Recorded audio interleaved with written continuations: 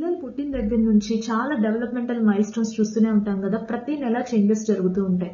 కూర్చోవడం, పాకడం, నుంచోవడం, నడవడం ఇలాంటివన్నీ జరుగుతూ ఉంటాయి. ఇవి ఎటువంటి సిచ్యువేషన్ లో అయినా ఇవి నార్మల్ గానే వచ్చేస్తాయి.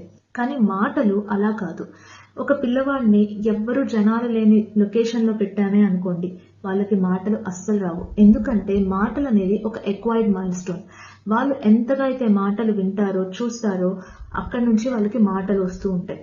సో మనం ఎంతగా అయితే పిల్లలతో ఇంటరాక్ట్ అవుతామో, ఎంత ఎక్కువగా కమ్యూనికేట్ చేస్తుంటామో, ఎంత ఎక్కువగా వాళ్ళతో గడుపుతూ ఉంటామో వాళ్ళకి అంత ఎక్కువగా మాటలు వస్తూ ఉంటాయి. కథల రూపంలో కానీ, పాటల రూపంలో, మాటల రూపంలో ఏదో ఒక విధంగా ఇంటరాక్ట్ అవుతూ ఉండాలి.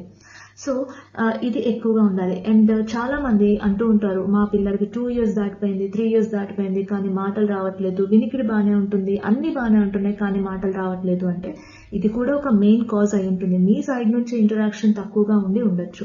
అంతేకాకుండా మిగతా పిల్లలతో ఇంటరాక్షన్ కూడా చాలా ఇంపార్టెంట్. అంటే వాళ్ళ ఏజ్ పిల్లలతో కానీ, వాళ్ళకన్నా 1 or 2 years పెద్ద పిల్లలతో కానీ వీళ్ళు ఇంటరాక్ట్ అయ్యి కమ్యూనికేట్ అవుతూ వాళ్ళతో ఎక్కువగా ఆడుతూ ఉంటే వారం 10 రోజుల్లో మాటలు ఈజీగా వచ్చేస్తాయి.